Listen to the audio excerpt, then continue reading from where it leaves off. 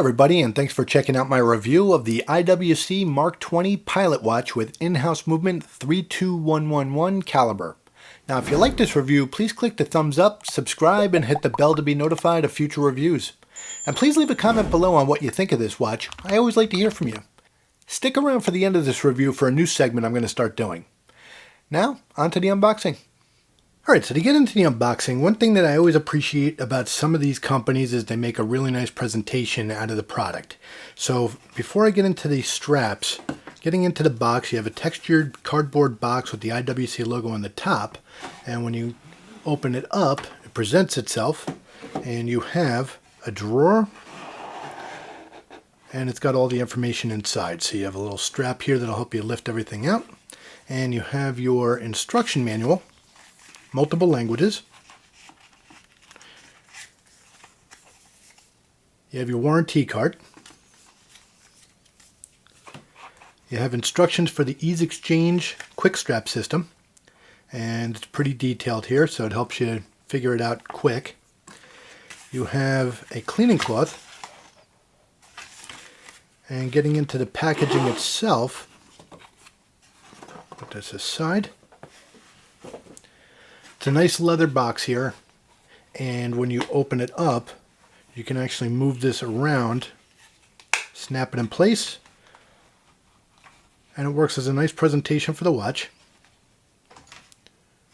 And before I get into the watch, I also have an extra set of straps that were purchased for this. Another white textured box. They give you a pouch. You open up the pouch. You have your straps here.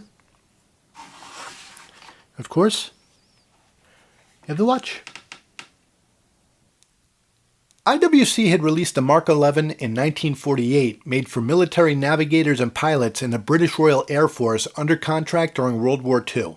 This watch became iconic. IWC released numerous updates to the Mark models over the years. Last month, IWC quietly launched the Mark XX, which has been greatly improved from the previous Mark XVIII. The initial release has two versions available, black with black leather straps and blue with dark navy blue straps that I'm reviewing here. The changes from the Mark XVIII are subtle in looks and significant in specs. IWC increased the water resistance from 60 to 100 meters. They changed from a Salida movement to in-house 32111 caliber. This increased the power reserve to 120 hours. The case keeps the 40mm width. They shortened the length of the lugs, and the case is now thinner by 0.2 millimeters. The dial made some minor aesthetic changes with the markers and numerals. The black version of the Mark XX changed the date color from black with white numbers to white with black numbers.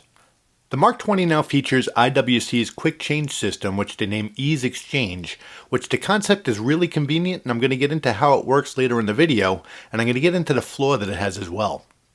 The dimensions of the Mark XX are 40mm wide, the height is 45 millimeters, and it's 10.8 millimeters thick. IWC adds a soft iron inner case to protect the movement from magnetism. There's fine detailing throughout the steel case. The case is brushed on the top, sides, and bottom. The edges are finely polished along with a thin bezel and the side of the signed crown. The crown is engraved with the IWC logo, and it's large enough and easy to work with for winding and setting the watch. The sapphire crystal is curved and has anti-reflective coating applied on both sides. The back case is steel and it's polished around the outer area, brushed on the inside with a polished and engraved airplane in the center, and IWC name and model laser engraved around it. The buckle is also brushed stainless steel with IWC engraved at the edge with polished edges and tang. The blue in this dial is so well done. The shades of blue show differently in different lighting and angles of the watch. Straight on in bright light, you can see the sunburst effect with wrist movement. Other angles show a brighter shade of blue when the light hits the dial and the AR coating at a certain angle. The dial almost looks black in shadier conditions. It's a very high quality finish. The numbers and markers are white and it's very easy to read. There's lume applied to the hour and minute hands, and at the 12, 3, 6, and 9 o'clock as seen here.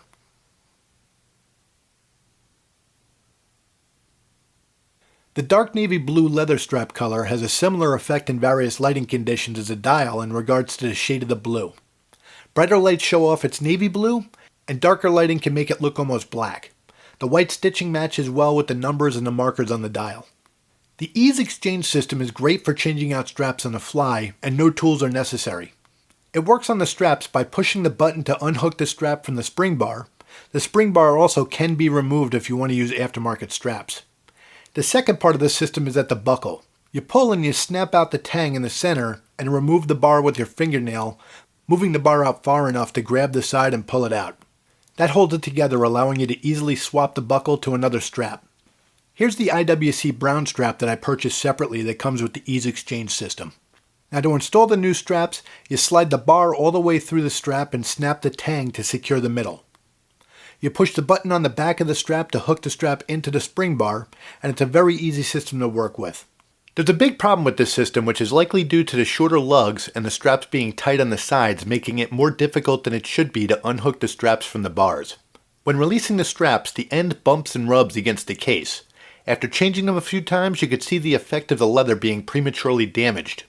This is a big problem that might be easily addressed by IWC thinning out the top and slightly reducing the width by the lugs. This would give it a little bit more room on the sides and the top of the straps for more flexibility. The movement is the in-house 32111 caliber.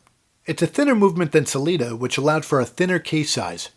It's got 21 joules, and it uses a silicone escape wheel and pallet lever for wear resistance, making it very durable and increases the time between maintenance.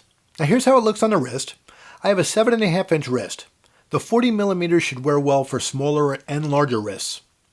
The lug width is 20mm and tapers to 18mm at the buckle, which makes it more comfortable to wear. The leather is a little stiff initially, but it breaks in nice as it shapes to the wrist. The Mark XX works nice as a tool watch, and it's versatile to dress up or down. I'm so happy more manufacturers are offering the quick change strap systems. The EaseX-Change system takes seconds to swap out the straps and the bracelet when that releases. It's so much better than working with the spring bar tools and marking up the back of the lugs and the buckles. It's smart, and it should generate an increase in strap sales for the brands moving in this direction. The EaseX-Change system works really well on the IWC watches that use it, but the implementation on the Mark XX is flawed, and I really hope IWC addresses this. If they do, it could be a big winner. This is a very simple watch with such fine details and finish. It's well thought out and addressed a lot of complaints customers had on the Mark XVIII. It's refreshing when a brand listens and delivers. This watch is going to check off a lot of boxes for people looking for a high quality pilot watch. The 40mm is a sweet spot that works on many wrist sizes. So I want to thank you very much for watching my review of the IWC Mark XX. Now I'm going to start a new segment at the end of my videos. I get a lot of really good helpful information on YouTube. Watch-related channels have come a long way in a short time, and I'd like to start highlighting some channels that I find entertaining and resourceful. This week I'm going to recommend Jeffrey McMahon. Jeff does some great watch reviews offering genuine opinions on his watches and a humorous and very honest presentation. He's found a great niche. Most of his videos get into the psychology of the watch collector. They're presented in a way like a video podcast. Jeff covers the obsession and compulsion in watch collecting. It's scary accurate, and I find myself laughing a lot at myself listening to him point out the funniest quirks and habits many of us share. Jeff also wrote a book that you could download on Amazon called Watch Addiction Rules that I'm currently reading, which expands a lot on his dialogue from his videos. Right now he's working on another book. Check out and subscribe to his channel named Jeffrey McMahon, and you could download a sample of the Watch Addiction Rules on Amazon. I'll be linking both in the description. Now if you like this video, please click the thumbs up, subscribe, and hit the bell to be notified of future reviews. And let me know what you think of the Mark XX in the comments below. You can also find me on Twitter at DougFNJ, and check out the IWC forum at watchuseek.com. Great community of members who give a lot of great information and discussion. Thanks again for watching, be safe, and have a great day.